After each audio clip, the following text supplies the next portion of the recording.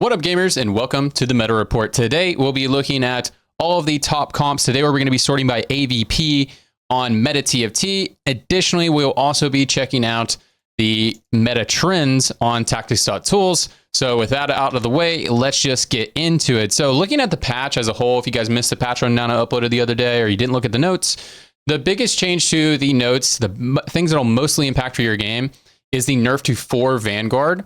The nerf to 4 Vanguard is very large. And so any 4 Vanguard based builds is the big change in the meta, because the meta is largely the same actually.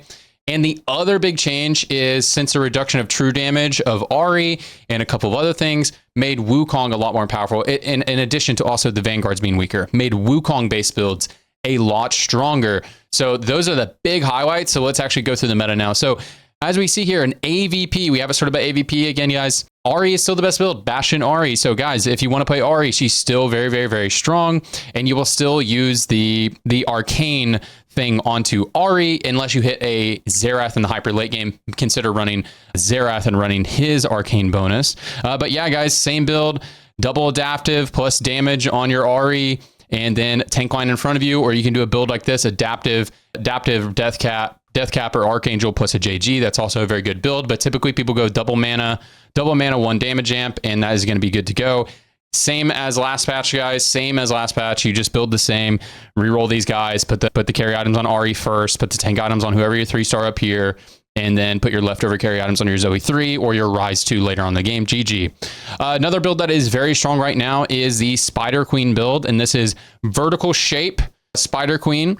And there's also versions where you can play this with Syndra, but the best way to win the game is usually cap on 3 dragon with Smolder carry. That's usually the best way you can cap. And you can side carry additionally something like a Shyvana. Additionally, you can do something like a Jace, but that's okay. But usually you kind of get out of Jace. Jace 3 is just not really worth that much if you're not going to put items on him. And it's usually better to have your items on Elise, Shyvana, and a backliner is usually going to be your best bet. So yeah, Spider Queen, very good. This variation and the one with Syndra backline is good. Spin to win Wukong. So Wukong hero augments, stone plate plus healing, and you'll be good to go. And then you just fill out your backline with preservers and healing reduction, and Karma is going to be your best bet for your healing reducer or Morgana, something like that, and you'll be good to go. Sometimes you can do like a Syndra carry, sometimes you can do like a Zillion Bard carry, but it just, a lot of times it doesn't really work out, but you can give it a try. Bard 3 can carry in this comp, or you carry the Karma, or you carry the Syndra is usually how I see this being successful for most people.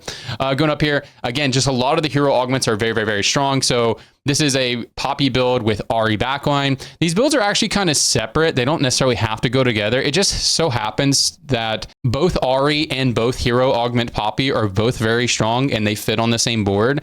So you end up just playing the same board that you're playing with Bastion Ahri, just you put actual carry items on Poppy. That's just a big difference. In the future, I could see this build being a lot different, but on the current patch, you do go for a duo carry Ahri and Poppy on this setup, and you'll be good to go. Another Witchy Wallet build with Cassiopeia carry. I don't think that's nearly as good. That's more going into the vertical witchcraft. I think it's a bit more risky of a strategy. As you can see, the win rate is higher here, but the AVP is lower. I think it is more of a risky strategy, and the play rate is lower as well, just marginally lower. Next up is Witchcraft Fiora. Now, I know Fiora got a nerf, right? And I talked about it in the meta report. I said the nerfs that Fiora are getting are more impactful to the warrior variations of her build. And as predicted, the Witchcraft version is still very high on the win rate, but I think this is a very high roll build, because this build requires you to be able to hit a Morgana and have items to play her. It's how you actually cap out and first place the game. So that's why you'll see a very high win rate, because if you can actually get the board online, preservers are very, very, very good, and you have to have the emblem plus healing reduction. If you start the game with the emblem and you can get the 8, you can get the Fiora 2, you can get the Karma 2, your AVP is going to be very high, and then you can go for a first place with Morgana. So this is really a comp that you want to play if you are having a lot of tempo, and you can guarantee hitting the Karma 2, hitting the Fiora 2 on stage 4, then you'll have a very high placement on average. And then if you're in a great spot and you can actually hit the Morgana 2 and play some items on her, you can definitely first place the game. So look to play this when you have a big lead, or you start the game with a Witchcraft emblem and you know that you can get the level 8 and roll for these 4 costs. There you go. Whether you want to get jacked, lose a few pounds like I need to, or you just want some really convenient, pre-made, healthy meals, then consider using today's sponsor, Factor Meals. Factor is a meal subscription service that offers a plenty of variety of meals and customizable services, whether you want 3 meals a week or 20 meals a week, they have a service just for you and your family. Factor is already pre-made meals that you just have to pop in the microwave for a few minutes and boom, there you go, a healthy dinner. And again, you can customize it to your dietary needs and your dietary goals. Like I said, you can go for some protein-packed meals or just some average family meals for the kids. If you're considering using Factor, then please use my link in the pinned comment below. You will get 50% off on your first order and 20% off on your subsequent next orders if you use my link, and that's how your boy gets paid. So if you want to support this channel, go ahead and give Factor Meals a try. Back to the video.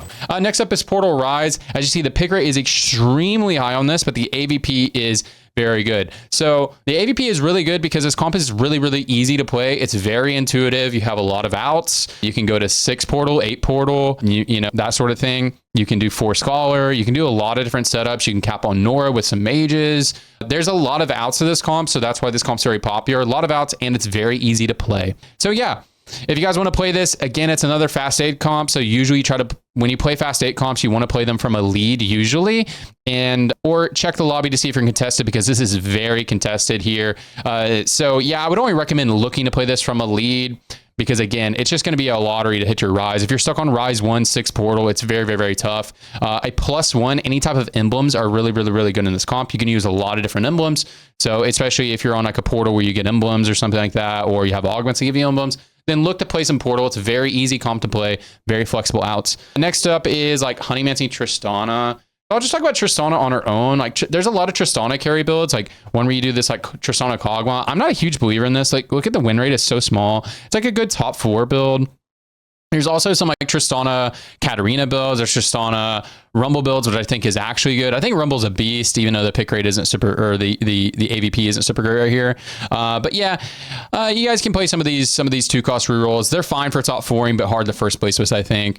Here's the built diff board, guys. If you want to play built diff, you just try to tempo as hard as you can, and then play all the 4 costs that don't match each other's traits. GG. All right, next up is Frost, and this is one I think it's important to talk about. I was listening to Dishop talk about this a lot the other day, and he said if you know how to navigate Frost, if you have a Frost +1, it should, at worst, you should go 5th place, because it's very easy. Like the comp is really intuitive, because you add the Frost emblem to someone like Varus, to someone like Nasus, and you just run the combination of Frost plus Pyro. And you guys will see in our trend tracker in a second that 3 Pyro has actually gotten a lot stronger despite the Pyro tree being nerfed. It's because people are discovering the Frost tree. So if you have a Frost +1, you go up to 7 Frost and you mix in Pyros, and the Pyros you always mix in will always be Nasus and Varus, and then typically after that you'll add something like a Shin, because Shin is just a very good unit.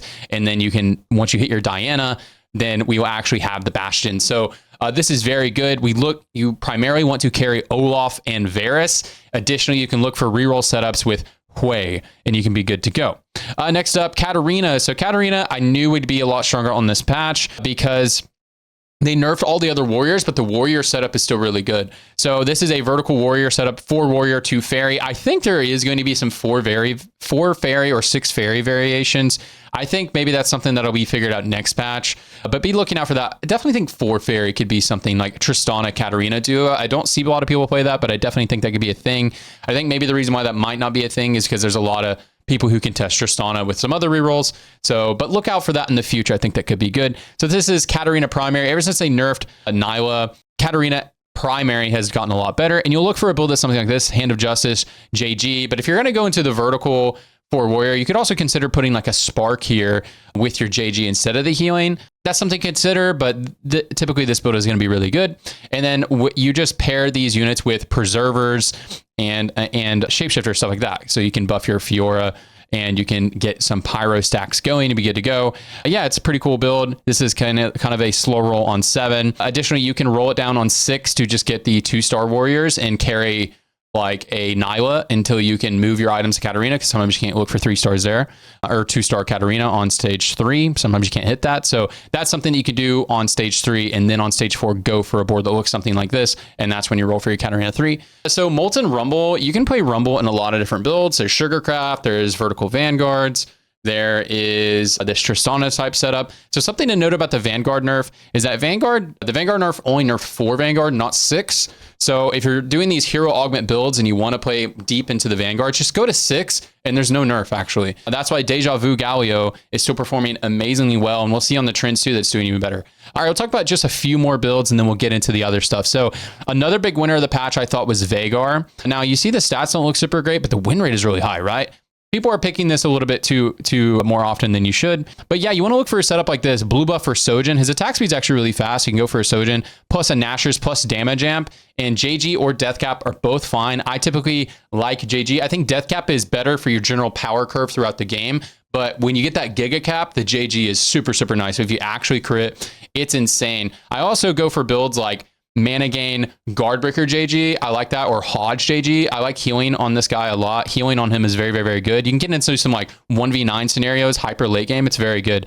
So Vhagar, I think, is especially good if you can have reroll based augments, because you can cheese out a lot of extra charms. Because I really think every time I play Vhagar a lot. Every time I play him or I watch him play it, I think he kind of hits critical mass at about 15 charms, which usually you won't hit until like the end of stage 5. But if you have some reroll based augments, you can hit that by the beginning of stage 5 easily. And I've been in some situations where I'm sitting at like 23 charms and I'm just destroying people, you know? So yeah, I think that's really good. Some other things that are good, that's kind of like a high roll scenario. Maybe it won't show in the augments here, but something else that's really, really good is things like LDP, because you're generating all the AP throughout the game, and then you share the long distance pals between Vhagar and Nora, or Vhagar and Nami, or Vhagar and Vex. And man, you get so powerful. So that's a really good setup. I like things like Magic Wand is good.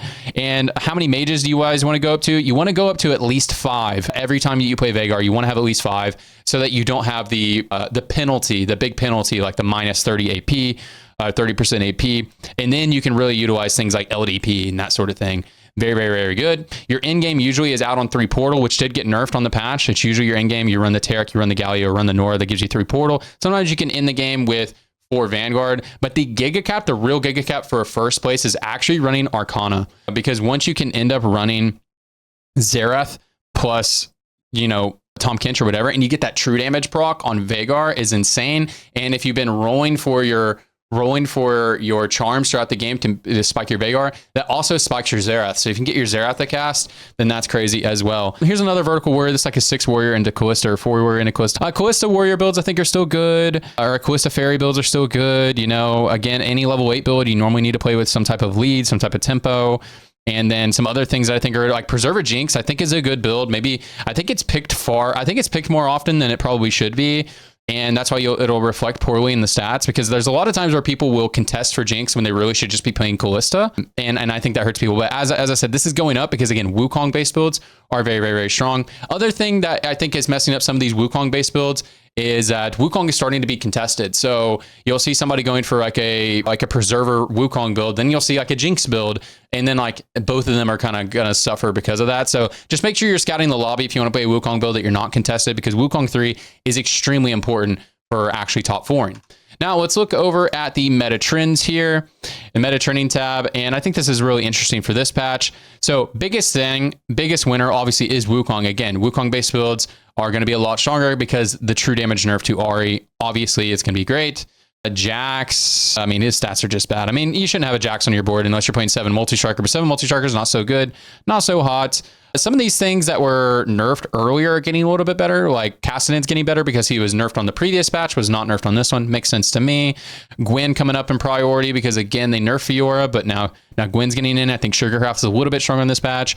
Olaf, I think, was a big winner of this. So Olaf's play rate, look how much his play rate has gone up, and his freaking placement rate has gotten better, while his win rate has while his play rate has shot up. So that's a big indicator that people were misplaying this, and this is a big indicator, guys. +1 Frost is very good, as Dishsoap said. I am a disciple. Going down here, Twitch, obviously, Callista getting better, and then let's look at some of the losers. All the Vanguards, right? Especially Mordekaiser. Mordekaiser was like the big Vanguard in the Vanguard based builds. Definitely going down here. Ahri coming down, but again, Ahri's still very good. Yeah, some of these things coming down here. Varus coming down a little bit, but that's more the 5 pyro things. But again, I think Varus is actually a very good carry in this match because of the frost setups. If you're playing the frost setup, I think it's really good. If you're playing like vertical pyro, your power curve is just not as good now. And so looking at trending up, look at this.